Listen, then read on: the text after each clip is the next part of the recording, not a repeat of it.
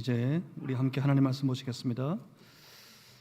오늘 우리에게 주시는 하나님 말씀은 신약성경 히브리서 제 6장 7절부터 12절까지 말씀 함께 보시겠습니다. 제가 가지고 있는 성경책에는 신약성경 제 358페이지에 있습니다. 히브리서 제 6장 7절부터 저 12절까지 말씀. 오늘 거룩한 주일 아침에 하나님께 예배드리는 우리 무리에게 허락하신 살아계신 하나님의 말씀입니다. 우리 한 절씩 저와 여러분 나누어 교독하시겠습니다. 제가 먼저 읽습니다. 땅이 그 위에 자주 내리는 비를 흡수하여 밭 가는 자들이 쓰기에 합당한 채소를 내면 하나님께 복을 받고, 만일 가시와 엉겅퀴를 내면 버림을 당하고 저주함에 가까워 그 마지막은 불사름이 되리라. 사랑하는 자들아, 우리가 이같이 말하나 너희에게는 이보다 더 좋은 것 곧 구원에 속한 것이 있음을 확신하노라. 하나님은 불의하지 아니하사 너희 행위와 그의 이름을 위하여 나타낸 사랑으로 이미 성도를 섬긴 것과 이제도 섬기고 있는 것을 잊어버리지 아니하시느니라. 우리가 간절히 원하는 것은 너희 각 사람이 동일한 부지런함을 나타내어 끝까지 소망의 풍성함에 이르러 게으르지 아니하고 믿음과 오래 참음으로 말미암아 약속들을 기업으로 받는 자들을 본받는 자 되게 하려는 것이니라. 아멘. 히브리서 6장 7절에서 12절 이 말씀으로 끝까지 하면 앞에 뭐 하나가 빠졌겠죠. 뭐로 끝까지 하면? 믿음으로 끝까지 하면, 그리고 믿음으로 끝까지 가면 우리가 바라는 소망은 확실하다. 소망은 확실하다 하는 제목으로 함께 하나님 말씀 나누겠습니다. 여러분, 지난 한 주간도 많이 조심하셨습니까? 기억하시는지 모르겠습니다. 신앙생활이 뭐라 그랬죠? 신앙의 삶은 믿음을 지켜서 조심스럽게 매일매일을 걸어가는 인생의 여정, 이게 신앙의 삶입니다. 그 여정을 살아갈 때, 그 여정을 걸어갈 때 조심해야 된다. 조심하고 또 조심하라. 그렇게 히브리서가 우리에게 도전하고 있었습니다. 왜 그렇습니까? 우리가 왜 더욱 이 시대, 이때 우리가 더 조심스러워야 합니까? 왜냐하면 우리가 사는 이 시절이 참 수상하기 때문입니다. 우리가 살아가는 이 시절이 참 험난하기 때문에 그렇습니다.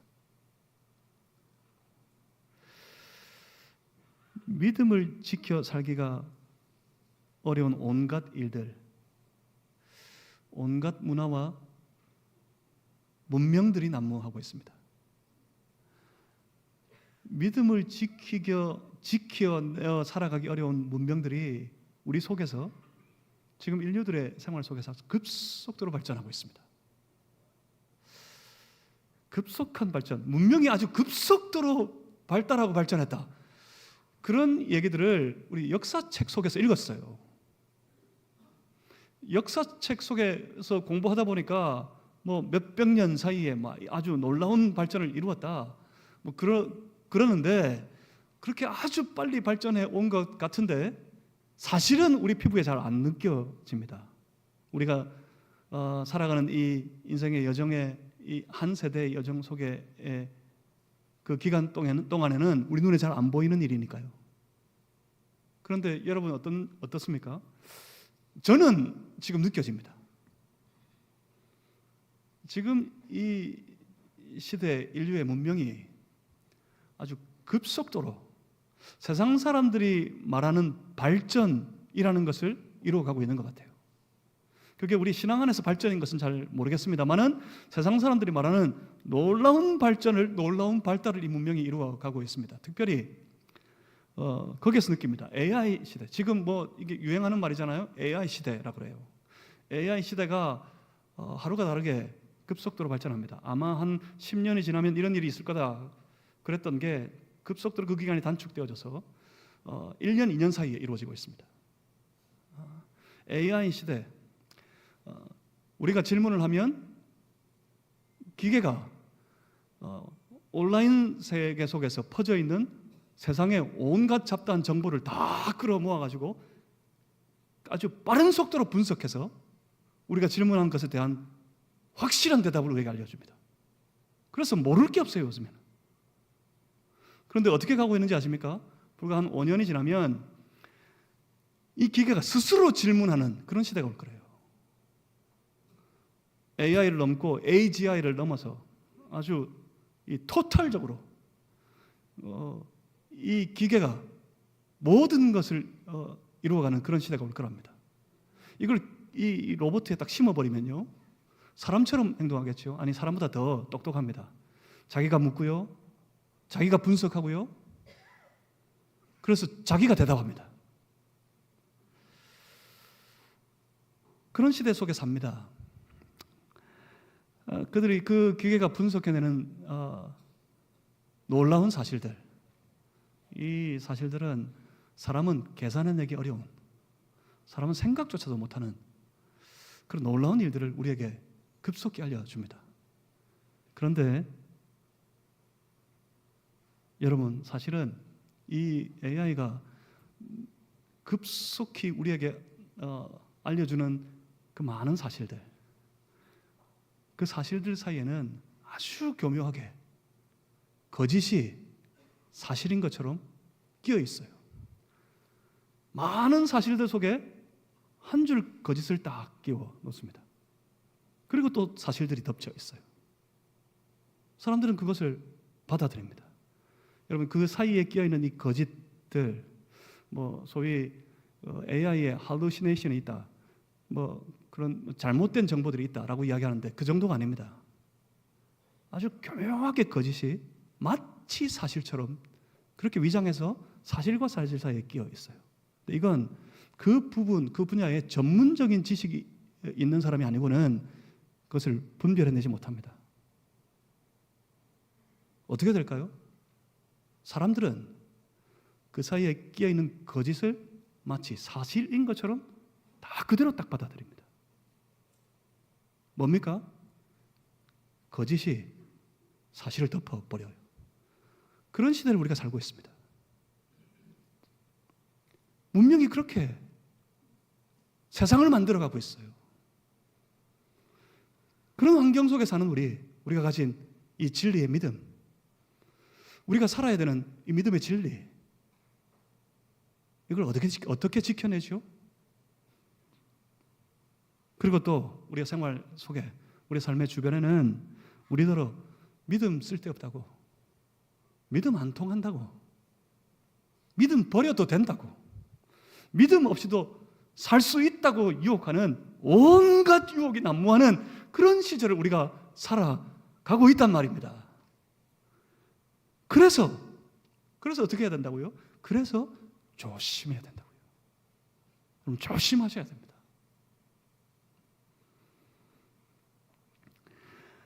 뭘 조심합니까? 우리는 뭘 조심해야 합니까? 히브리서 기자가 계속해서 조심하라고 우리에게 도전하고 있습니다. 3장에서는 단도직입적으로 그랬어요. 뭘 조심하라고요? 하나님에게서 떨어질까 조심하라. 2장에서는 뭐라고 그랬어요? 흘러 떠내려가지 않도록 조심하라. 4장에서는 뭐라고 그럽니까? 우리 중에 혹시 하나님의 약속에 이르지 못할 자가 있을까 조심하라. 그렇게 조심하고 또 조심하고 조심해야 한다고 그렇게 도전하고 있습니다. 그럼 어떻게 해야 됩니까? 방법이 있습니까? 해결책이 있습니까? 히브리서 기자가 내어놓은 처방이 있어요. 해결책이 있어요. 그 해결책은 단연코 예수 그리스도이십니다. 히브리서는 우리에게 도전합니다. 그 예수 그리스도를 깊이 생각하라고요. 그 어느 때보다도 우리 인류가 만들어내고 있는 거짓이 사실을 덮어버리는 온갖 이 종류의 문명들 속에서 그것을 잠시 딱 닫아버리고 내려놓고 예수 그리스도를 깊이 생각해보는 그런 시간, 그런 신앙의 노력들이 우리에게 필요합니다. 해결은 이거밖에 없어요. 예수 그리스도를 깊이 생각하는 것. 그래서 예수님으로부터 나오는 그 믿음을 굳게 붙잡고 살아가는 것. 그것이 유일한 방법, 유일한 해결책입니다. 예수님을 깊이 생각하고 그래서 그 믿음을 굳게 잡아 매일매일을 살아가는 믿음의 사람들, 신앙의 사람들, 흔들리지 않는 신자들 되시기를 주님의 이름으로 축복합니다. 생각하는 게 뭡니까? 깊이 생각하는 게 뭡니까? 굳게 붙잡는 건 어떻게 하는 겁니까? 어떻게 확실히 잡을 수 있어요? 그게 바로 지난 주일 나누었던 4장에 말씀하고 있는 바 주님의 말씀. 주님의 말씀이 어떻습니까? 주님의 말씀은 진리입니다. 오직 주님의 말씀만이 진리입니다. 세상이 아무리 변하고 또 변화도 변하지 않는 진리가 오직 주님의 말씀입니다. 그 진리인, 유일한 진리인 그 말씀을 어떻게 하라고요? 믿음에 결부시켜 내는 것. 이게 예수님 생각하는 거예요. 예수님 생각하라고 하루 종일 예수님 얼굴 머리에 그려보고 예수님 그래 좋은 분이지 속으로 막 되새겨보고 이렇게 사는 게 예수님 생각하는 게 아니에요. 주님에 대한 믿음 가지고 사는 것, 믿음 붙잡아 살아가는 삶. 그건 뭐 보이지도 않는 것, 내 손에 어떻게 잡아요? 딴 게 아니에요. 사장에서 말씀한 그대로 말씀을 내 속에 있는 믿음에 결부시키는 것. 그래서 우리의 삶으로 그 말씀에 반응하는 것. 그게 바로 예수님 생각하는 것이고 그것이 믿음 붙잡는 삶입니다. 말씀을 내 믿음에 결부시키면, 제대로 결부시키면 우리 생활이 반응하게 되어 있습니다.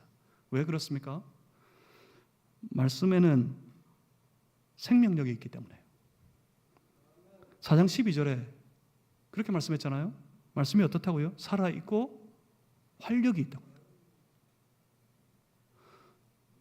말씀의 생명력, 말씀은 살아있습니다.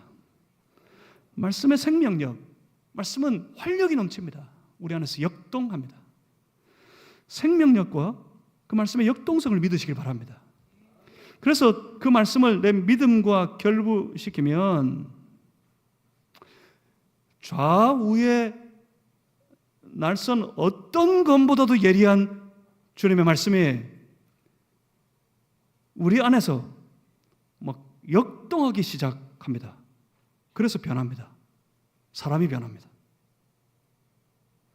말씀을 내 믿음에 결부시키면, 그래서 그 말씀이 우리 안에 역사하고 역동하게 되면 그 사람은 변합니다. 사람이 변해요. 사람이 변했습니다. 보십시오. 주변에 들리는 소식들 보십시오. 말씀 때문에, 주 예수 그리스도를 믿는 믿음 때문에 사람들이 어떻게 됐다고요? 저 살인자도 변하고요, 강도도 변하고요, 저 야만인도 다 변했답니다. 다 변합니다. 말씀이 역동하기 때문에 그렇습니다. 하지만 그 말씀을 믿음과 결부시키지 못하면 어떻게 되겠습니까? 그 말씀을 내 믿음에 결부시켜내지 못하면 단순히 안 변하는 게 문제가 아닙니다. 말씀을 믿음에 결부시키지 못하면 그 믿음의 삶은 점점 더 약해져 갑니다. 약해져 가다가 결국에는 말씀도 안 통하는 사람이 됩니다. 말씀을 내 믿음에 결부시키면 말씀을 통해 내 삶이 변하고 하나님 앞에 온전한 모습으로 세워져 가게 될 텐데, 그 말씀을 내 믿음에 결부시키지 못하면 뭡니까? 이 말씀이 내 믿음의 삶에 아무런 역할을 못하는 거예요. 말씀도 안 통하는 사람이 되는 거예요. 막무가내인 거예요. 그래서 막무가내가 되면 어떻게 되겠습니까? 떠내려 가버립니다. 이게 무섭습니다. 믿음이 말씀에 반응하면 사람이 변해요. 왜 변합니까? 먼저는 그 말씀이 그 믿는 자의 삶 속에서 막 역사하고 역동하기 시작하면 그 믿는 자의 바라보는 자신의 삶을 바라보는 시야가 완전히 달라집니다. 이 시야가 이전과는 확실히 틀립니다. 말씀 안에서 믿음을 가진 신자가 바라보는 건 뭡니까? 여러분 뭘 바라며 사십니까? 우리가 바라는 거 있지 않습니까? 저 영원한 생명, 저 영원한 아버지 하나님의 나라. 그 시야는 저 영원으로 확실하게 넓어져 버립니다. 세상의 시야는 딱 지금 여기 이 땅, 이 순간 뿐입니다. 그래서 그저 이 순간 지금 내가 원하는 일들, 내가 원하는 형편이 나타나기를 바라며 살다가 그 일이 되기를 안달복달하며 살다가 되면 좋았다가 되지 않으면 싫었다가 이리저리 흔들리면서 매일매일을 그렇게 살아갑니다. 하지만 믿음은 어떻습니까? 저 영원을 소망합니다. 저 영원을 소망하며 저 영원을 바라보며 살아가기 때문에 오늘의 일에, 오늘 지금 벌어지는 일에 쉽게 흔들리지 않습니다. 삶의 차원이 완전히 달라집니다. 그래서 오늘 생활의 모습이 저 영혼을 바라보면서 내 믿음의 삶 속에 주님의 말씀을 결부시켜 매일매일을 살아가다 보니까 오늘의 생활이 틀린 거예요. 오늘의 생활이 주의 말씀대로 살려고 애쓰고 세상과 달라요. 오늘의 생활이 주님 앞에 합당하기 위해 애쓰고 그래서 뭘 지려고 합니까? 지금 이 땅의 것 지려고 하지 않아요. 사람들의 인정 지려고 하지 않아요. 저 영혼을 주려고, 저 영혼을 차지하려고 그렇게 살아가는 모습으로 완전히 달라집니다. 그들은 아무쪼록 주의 말씀을 받아서 그 말씀을 내 하루의 믿음의 삶에 결부시키려고 합니다. 그래서 어떻게든지 오늘을 믿음으로 살려고 발버둥을 칩니다. 그래서 다시 말씀드리지만 무엇을 차지하려고 합니까? 영원을 차지하려고 합니다. 그 영혼은 세상에 속한 것이 아닙니다. 그 영혼은 하나님 나라에 속해 있습니다. 그렇기 때문에 우리가 우리 개인 안에, 우리의 가정 속에, 우리가 살아가는 삶의 모든 영역 가운데 하나님의 나라를 이루어가는 것, 이건 너무나도 중요한 일인 겁니다. 그래서 성경을 읽을 때도 눈에 보이는 글자를 따라가지 않습니다. 성경을 읽을 때 눈에 보이는 글자의 뜻을 쫓아가려는 것, 그것을 그쳐야 됩니다. 성경을 읽을 때 더 중요한 건 그 성경이, 그 하나님의 말씀이 우리에게 보여주고 있는 그 신앙의 세계, 그리고 그 세계가 속한 하나님의 나라를 바라볼 수 있어야 됩니다. 성경을 읽을 때 그래서 하나님의 생각을 쫓아가야 됩니다. 그래서 성경을 읽을 때 하나님의 마음을 쫓아가야 됩니다. 성경을 읽을 때 내 마음만 투영시켜요. 그래서 내 눈에, 내 생각에 좋아 보이는 것만 탁 걸리면 이게 은혜로구나 그러면서 착각하며 살아요. 그게 아니에요. 성경이 우리에게 보여주는 건 하나님의 생각, 하나님의 마음이에요. 우리가 하나님의 의도를 쫓아가야 됩니다. 성경을 읽으며 하나님이 내게 원하시는, 내게 나타내시는 하나님의 의도가 뭔가, 그것을 쫓아갈 수 있어야 됩니다. 그래야만 삶의 그 말씀을 결부시켜낼 수가 있어요. 문장만 쫓아가 지식을 채우려는 노력들, 그것은 아주 초보적인 겁니다. 하지만 하나님의 의도를 쫓아가려는 모든 노력, 그것은 우리의 신앙을, 우리의 모든 신앙의 삶을 성숙으로 데려갑니다. 히브리서 기자는 그래서 6장에 접어들면서 1절에서 그리스도의 초보를 말합니다. 그리스도의 초보를 버려라, 그렇게 도전합니다. 6장 1절 한번 보시겠습니다. 6장 1절에 보시면 이렇게 시작하고 있습니다. 그러므로 우리가 그리스도의 도의 초보를 버리고. 초보, 언제까지 그렇게 초보에 머물러 있으려느냐? 거기에 머물러 있을 수는 없지 않느냐? 히브리서 기자의 아주 애타는 마음, 간절한 바람이 담겨 있는 말씀입니다. 그리스도의 도의 초보를 우리가 버리자. 터는 이미 닦여 있습니다. 그 터 위에 견고히 그리고 단단히 서서 이제는 초보가 아니라 신앙 안에서 우리 다 자라갈 수 있어야 됩니다.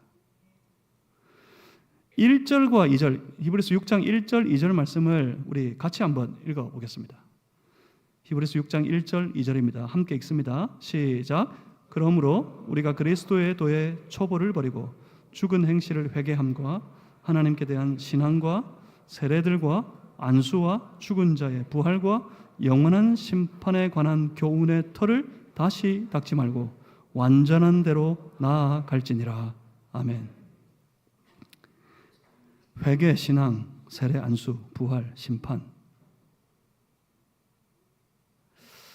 이 모든 것들은 아주 신앙의 기본에 관한 말씀들입니다.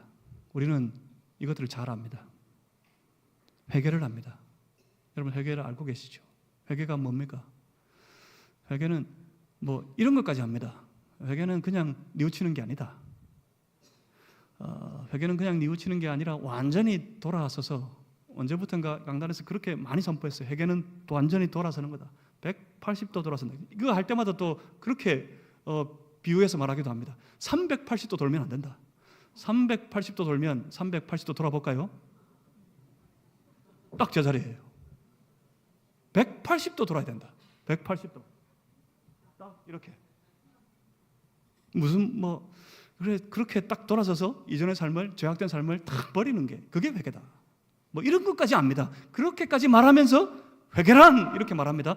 회개를 잘 합니다. 당연히 다른 것들, 신앙이 뭔지, 세례가 뭔지, 안수와 부활과 심판에 대해서 우리가 잘 압니다. 그리고 그 모든 교훈들의 터가 당연히 예수 그리스도이심도 우리는 너무나 잘 압니다. 그렇기 때문에 그 잘 알고 있는 바 그 터를 우리가 다시 닦을 필요가 없대요. 우리가 안 닦아도 돼요. 터를 다시 닦으려 하지 말고 완전한 대로 나아가자 합니다. 완전한 대로 나아가는 것, 그건 성숙과 장성해 가는 것, 그것을 의미합니다. 신앙의 날로 성숙해져 가고 장성해 가야 된다. 성숙할지니라 장성할지니라, 그렇게 도전한 겁니다. 그렇습니다. 그 교훈들에 대해서 아는 것, 그래서 이해하고 있는 것, 그것 가지고 되는 건 아무것도 없습니다. 그거 알아서, 그거 이해해서 되는 게 아니에요. 어떻게 해야 됩니까? 살아야 됩니다. 살아내어야 합니다. 아는 건 초보고요, 사는 것이 성숙입니다.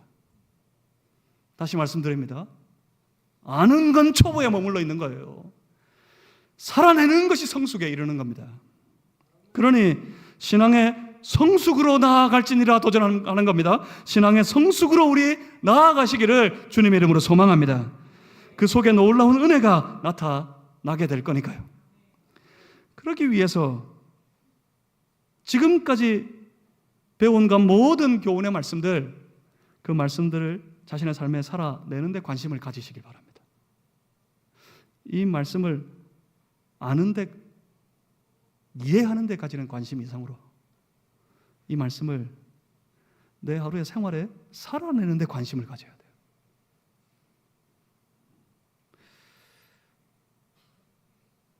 그러면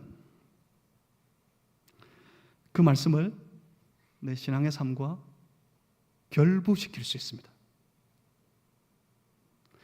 그것에 대해서 오늘 보면 7절에서는 이렇게 말씀합니다. 우리 7절 말씀을 우리 다 같이 한번 읽어보겠습니다. 히브리서 6장 7절입니다. 함께 읽겠습니다. 시작. 땅이 그 위에 자주 내리는 비를 흡수하여 밭 가는 자들이 쓰기에 합당한 채소를 내면 하나님께 복을 받고. 아멘. 이건 아주 단순하게 농사의 일, 농사하는 것에 대하여서 말하려고 하는 것, 그건 당연히 아니겠죠. 뭡니까 이거는? 이 땅은 어떤 땅입니까? 이 땅은 우리의 심령을 말할 겁니다. 우리 마음의 밭, 우리 심령의 밭이 우선 여러분 잘 아시는 것처럼 아주 척박한 땅이 되면 안 되겠고 좋은 땅이 되어야 되겠습니다. 좋은 땅이 되어서 자주 내리는 비, 하늘에서 내리는 그 비, 우리의 심령에 마음이 같이 내리는 비 뭡니까? 말씀의 단비. 그 말씀의 단비를 흡수하여서 뭐 하는 거예요? 쉽게 말하면 빨아들여야 된다. 우리의 마음이, 우리의 심령이 하늘에서 내리는 말씀의 단비를 빨아들여야 된다. 이게 뭡니까? 4장에서 말하는 그 말씀을 내 믿음과 결부시켜야 된다. 이 말과 같은 말입니다. 말씀의 단비를 빨아들여야 합니다.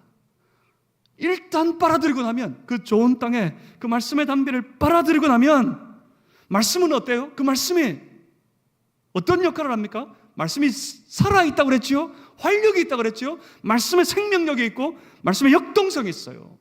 말씀의 단비를 내 심령 속에 빨아들이고 나면 그때부터는 말씀이 일하기 시작합니다. 말씀이 우리 속에 역동하기 시작합니다. 우리 속에서 열매를 맺지 못하도록 만드는, 땅을 나쁘게 만드는 모든 돌덩어리 다 치워내버리고 온갖 잡초를 뽑아내고 묵은 땅을 기경합니다. 말씀의 생명력, 그 생명력 때문에 말씀을 일단 한번 빨아들이고 나면 그 말씀이 우리 속에서 이런 놀라운 일들을 벌이게 됩니다. 그래서 결국은 합당한 채소를 냅니다. 합당한 채소. 그래서 그 채소를 먹겠지요. 그 합당한 신앙의 열매를, 그 열매의 유익을 우리가 누리며 살겠지요. 그런데 본문을 보시면 단지 그 합당한 채소, 합당한 신앙의 삶의 열매를 맺어서 그 유익을 누리고 먹고 살아가게 될 것이다 라는 것이 결론이 아닙니다. 그 결론이 뭡니까? 그 결론은 하나님께 복을 받을 것이다. 그 합당한 채소를 먹어 유익을 누리는 것 이상으로 그 삶이, 바로 그런 삶이 하나님께 복을 받을 것이다. 그렇게 결론을 맺습니다. 우리의 신앙의 삶으로 맺는 열매, 그것을 통해서 얻는 유익도 아주 큽니다. 그렇지만 그 유익보다도 하나님께서 우리를 기뻐하셔서 우리의 삶에 부어주시는 하늘의 복, 그 복은 실로 우리가 다 감당할 수 없는, 실로 너무나도 놀라운 그런 삶의 유익을 우리에게 나타내고 우리에게 부어주실 것이라는 말입니다. 그렇지만 8절 말씀을 한번 보시겠습니다. 8절 말씀을 함께 읽어봅니다. 함께 읽습니다. 시작. 만일 가시와 엉겅퀴를 내면 버림을 당하고 저주함에 가까워 그 마지막은 불사름이 되리라. 아멘. 실로 놀라운 말씀입니다. 무서운 말씀입니다. 보십시오. 땅 위에 내리는 비는 동일합니다. 그 말씀의 비는 동일하게 내려집니다. 하지만 그 심령에, 그 마음에 같은 비가 내렸음에도 불구하고 그 속에 믿음이 없고 오직 악한 죄성과 아집과 고집만 가득하게 되면 그 말씀의 비를 빨아들일 수가 없어요. 이게 뭡니까? 완고해져 버리면, 마음이 딱딱하게 굳어버리면 어떻게 된다고요? 모든 말씀이 다 튕겨 나간다고 그랬잖아요. 말씀이 튕겨 나가버리는 완고한 마음, 딱딱하게 굳어버린 마음이 되면 그 말씀의 단비를 그 심령이 빨아들일 수가 없어요. 그래서 그 비가 내리지만 그 땅이 그 비를 제대로 처리를 못해요. 그래서 결국 그 삶은 뭘 맺습니까? 합당한 채소가 아니라 가시와 엉겅퀴만 내게 됩니다. 무서운 건 가시와 엉겅퀴가 열매 맺었기 때문이 아닙니다. 무서운 건 그 결과 그들이 저주, 멸망에 이르게 된다. 뭐라고 말씀합니까? 끝에 불사름이 된다. 불태워질 것이다. 그렇게 말씀하고 있습니다. 이 말씀들 앞에서 우리 잘 돌아봐야 됩니다. 여러분 잘 생각해 보시고 우리의 믿음을, 우리의 신앙을 오늘 잘 점검해 보아야 됩니다. 삶의 열매가 합당한 채소입니까? 주변에 봤더니 내 삶의 주변에 온통 가시와 엉겅퀴밖에 없는데, 그런데 믿음이 있다고요? 이리 부딪히고 저리 부딪히고 여기 깨지고 저기 상하고 주변에 온통 가시와 엉겅퀴밖에 없는데, 그런데 내게 믿음이 있다고요? 이걸 뭐라 그래요? 이걸 착각이라고 합니다. 착각에 빠져 있으면 뭐가 문제입니까? 희망이 없습니다. 믿음이 있다고 우기고 주장하고 그 착각에 빠져 있을 것이 아니라 주변을 돌아보아 여기 이상하고 저기 깨져 있으면 엎드려서 기도해야 됩니다. 뭘 기도해야 됩니까? 왜 내 주변에 이래요? 하나님 이게 뭐예요? 그럴 게 아니라 뭘 기도해야 돼요? 주여, 나의 믿음 없음을 불쌍히 여겨주십시오. 내가 믿음 없어서 주의 말씀을 내 삶에 결부시키지 못하는 것, 주의 말씀을 내가 빨아들이지 못한 것, 그래서 그 말씀으로 내 삶이 기경되지 못한 것, 그래서 합당한 채소가 내지 못하고 가시와 엉겅퀴만 내고 있으니 주여 나의 믿음 없음을 불쌍히 여겨주십시오. 그렇게 엎드려 기도해야 됩니다. 그러면 뭐가 시작됩니까? 회복될 희망이 생깁니다. 회복되기 시작하는 거예요. 그때부터. 그래서 그때 예수를 깊이 생각해야 됩니다. 그리고 예수를 견고히 붙잡을 수 있어야 됩니다. 그러므로 인해서 하나님께 조금씩 아무쪼록 한 발짝이라도 더 가까워질 수 있어야 된단 말입니다. 그런데 잘 안 됩니다. 자신의 그 모습을 깨닫는 것, 자신을 바라볼 수 있는 것, 이게 잘 안 돼요. 그렇기 때문에 뭐가 필요합니까? 뭐가 필요하다고 그랬어요? 각성이 필요합니다. 각성. 영적인 각성, 신앙적인 각성이 필요합니다. 각성이 뭐라고요? 각성은 눈을 뜨는 거예요. 눈을 떠야 된다는 말입니다. 무슨 눈이요? 뭐 언제 눈을 감은 적이 있습니까? 지금 눈 감고 있는 사람들이죠. 눈을 떠야 됩니다. 눈 떴어요. 지금 눈 감고 있는 사람들도 다 보여요. 자기도 볼 수 있어. 눈을 떠 있어요. 그래요. 떴지요. 뭘 봅니까? 그 눈으로. 다른 사람들을 봅니다. 그 눈으로 죄악의 세상을 보고 기뻐합니다. 처음부터 그 눈은 남을 보는데 눈이 열려 있었어요. 감은 적 없어요. 그런데 못 봅니다. 자신 안에 있는 돌뿌리, 자신의 삶에 맺은 가시와 엉겅퀴를 못 봅니다. 말씀을 결부시키지 못하는 자신의 믿음을 보지 못합니다. 각성해야 되는 거예요. 영적인 대각성이 일어나야 되는 거예요. 대각성 운동, 소위 말하는 부흥 운동이라는 것이 원래의 뜻은 각성 운동이에요. 대각성 운동, 대부흥 운동이라는 말은 사실은 처음에 맞지 않습니다. 원래의 말은 대각성의 운동이었어요. 대각성의 운동이 일어나는 현장마다 성령의 충만함을 받아 무슨 일을 한지 아세요? 당신이 죄를 지었으니까 회개하세요가 아니었어요. 각성의 운동이 일어날 때마다 모든 심령들이 하나님의 말씀 부여잡고 통회하고 자복하고 회개했습니다. 기둥뿌리 부여잡고 내가 지옥불에 떨어집니다. 나를 건져주십시오. 나를 살려주십시오. 대각성의 운동이 일어나는 현장에, 그랬어요. 한국 땅에 대각성의 부흥, 평양의 대부흥의 운동이 일어났을 때도 전부 그랬어요. 내가 도적질했습니다. 내가 가늠질했습니다. 내가 나쁜 사람입니다. 나를 용서해 주십시오. 사람들 앞에 자신의 죄를 고백하고 자신을 내려놓았어요. 각성이 되어야 자신의 죄된 모습을 발견할 수 있습니다. 각성이 되어야 주변에 있는 가시와 자기가 맺어놓은 엉겅퀴들이 보이게 됩니다. 각성이 되어야 그 가시와 엉겅퀴를 걷어내고 척박한 밭을 갈아엎어서 옥토가 될 수 있습니다. 그렇게 좋은 땅, 옥토가 될 때 말씀의 단비를 그 마음이 그 땅에 흡수하고 빨아들일 수 있게 되는 거예요.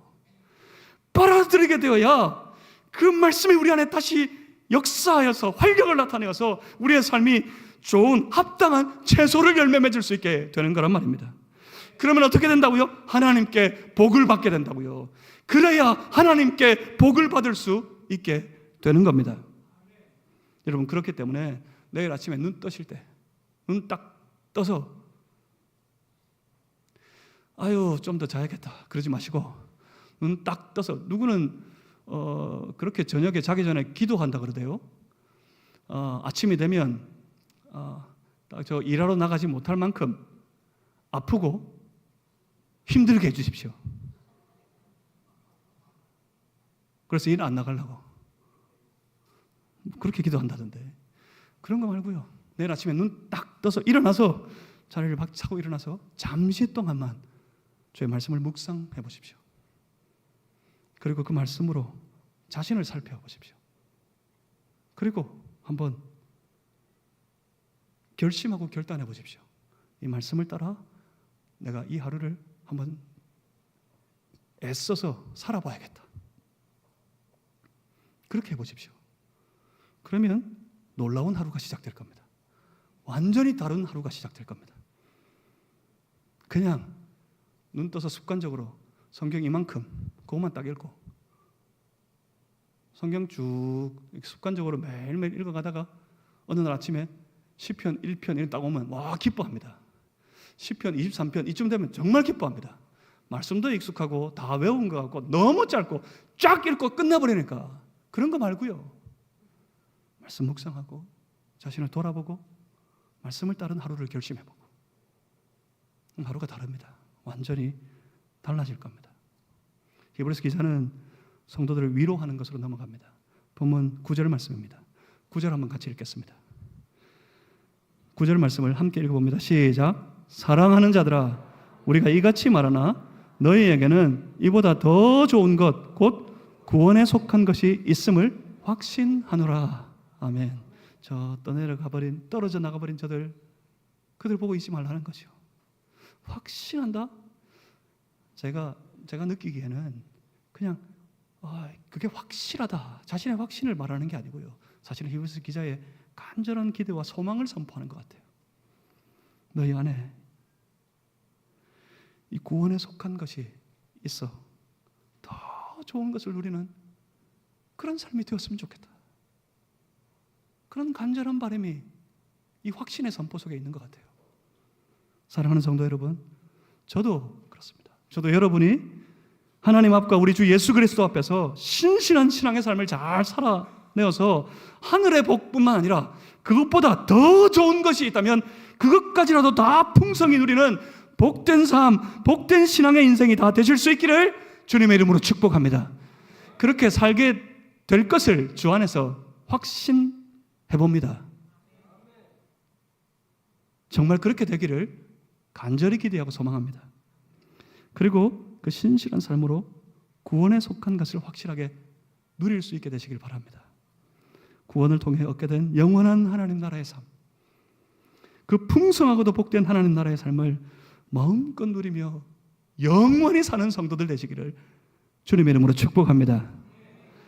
이미 저 떠내려가는 그 무리들하고는 달리 여전히 이 히브리서 기자가 보낸 이 편지를 읽는 그 교회와 그 많은 성도들 속에는 말씀에 순종하는 삶의 행위가 있고 사랑이 풍성하게 나타나고 있었던 것 같습니다. 그래서 히브리서 기자는 그들을 축복합니다. 10절 말씀에 우리 10절도 한번 읽어보겠습니다. 함께 읽습니다. 시작. 하나님은 불의하지 아니하사 너희 행위와 그의 이름을 위하여 나타낸 사랑으로 이미 성도를 섬긴 것과 이제도 섬기고 있는 것을 잊어버리지 아니하시느니라. 아멘. 하나님이 어떻게 하신다고요? 하나님이 잊어버리지 아니하신다고요. 하나님께서 여러분의 삶을 섬기는 그 모든 사랑들을 하나님께서 다 아신다고요? 결코 잊어버리지 않으실 것이라고 말씀합니다. 그러니까 사람 의식할 필요가 없다고요. 사람들 의식할 필요가 없다고요.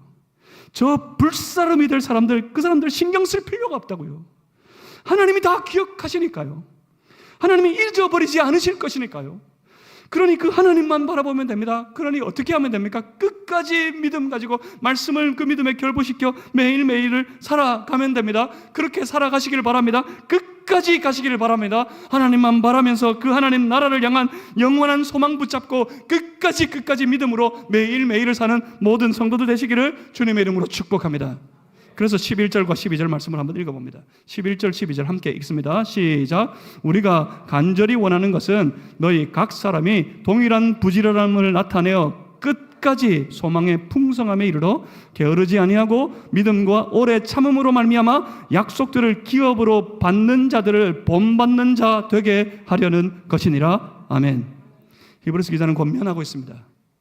많은 사람들이 이 잠시의 어려움, 그 잠시의 고난 때문에 예수 그리스도를 포기하고 복음 안에서 떨어져서 이전의 삶으로 다 돌아가 버렸지만 우리는 게으르지 말고 부지런히 그것도 끝까지 소망을 붙드는 그런 삶을 살아가자고 히브리서 기자가 우리에게 도전하고 권면하고 있습니다.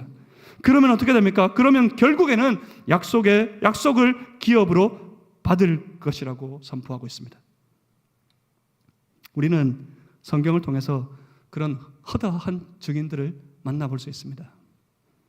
100세가 다 되어서요, 태는 이미 다 찼고요, 그 몸은 이미 죽어버린 것 같이 되었음에도 불구하고 하나님의 약속을 끝까지 바라보았던 아브라함처럼, 그리고 얼마나 억울하고 참담했을까요? 저 같으면 못 견뎠을 것 같아요. 형들이 팔아버리고 집에서 모함을 받고 누명을 쓰고 참으로 억울하고 참담하지만 결국에는 구원을 이루시는 하나님, 그 하나님을 바라보면서 그 모든 일 속에 하나님의 약속을 바라보았던 그 요셉처럼 정작 자기는 들어가지도 못했어요. 그 어려운 광야의 땅을 다 걸어 지나와 놓고는 온갖 사람들의 불평, 비난, 저주 다 받아내고 그들을 인도해서 결국 그 땅 앞에까지, 그 약속의 땅 앞에까지 다 데려와 놓고 정작 자신은 들어가지도 못하지만 멀리서 오히려 기뻐하면서 그 땅을 바라보며 하나님의 약속을 끝까지 소망했던 모세가 그랬던 것처럼, 특히나 다른 사람 필요 없어요. 어떤 누구보다도 저 밀려오는 무서운 순환, 그 견디기 어려운 고통 속에서 자기를 위한 것도 아니에요. 자기 백성들의 구원, 자기 백성들을 저들의 죄에서 구원해 내어야겠다는 그 놀라운 비전 하나 바라보시면서 끝까지 그 십자가의 길을 걸어가셨던 우리 주 예수 그리스도처럼 오늘 우리도 끝까지 지금 이때를 하나님의 약속하신 것, 그 소망을 얻기 위해 끝까지 믿음으로 걸어가는 그런 성도 되실 수 있기를 주님의 이름으로 소망합니다.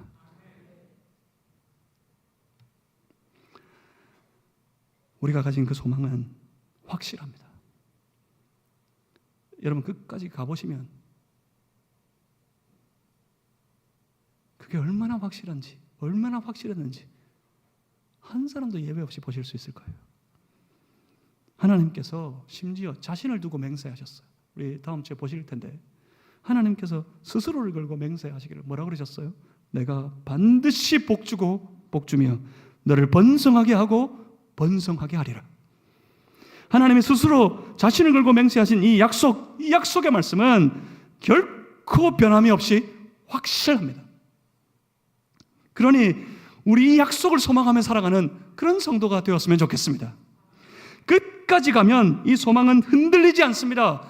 끝까지 가면 우리 다 그 소망이 얼마나 확실한지 다 보게 될 것입니다. 그러니 인내함으로 믿음의 초보를 다 벗어버리고 그 초보를 넘어서 성숙함에 이르러 어떻게 하는 거라고요? 하나님의 말씀, 주님의 말씀을 내 믿음의 삶에 결부시켜서 매일을 말씀을 따라 끝까지 믿음으로 살아 결국 하나님의 놀라운 약속을 다 누리는 성도, 하나님께 복받는 성도들 되시기를 주님의 이름으로 축복합니다. 기도하겠습니다. 살아계신 아버지 하나님, 우리 가운데 역사해 주시옵소서. 주시는 말씀을 내 심령의 밭에 빨아들일 수 있게 해주십시오. 그 말씀이 우리 안에 마음껏 역사하셔서 거친 것, 악한 것, 더러운 것, 추한 것 다 걷어내고 합당한 채소를 열매맺는 그런 복된 삶이 되게 해 주시옵소서. 하나님께 복받는 인생 되고 싶습니다. 하나님께 저주받는 삶이 아니라 하나님께 불사람이 되는 그런 인생이 아니라 하나님께 복받는 삶이 되게 하여 주시옵소서. 한 주간 우리를 도와주시옵소서. 예수 그리스도 이름으로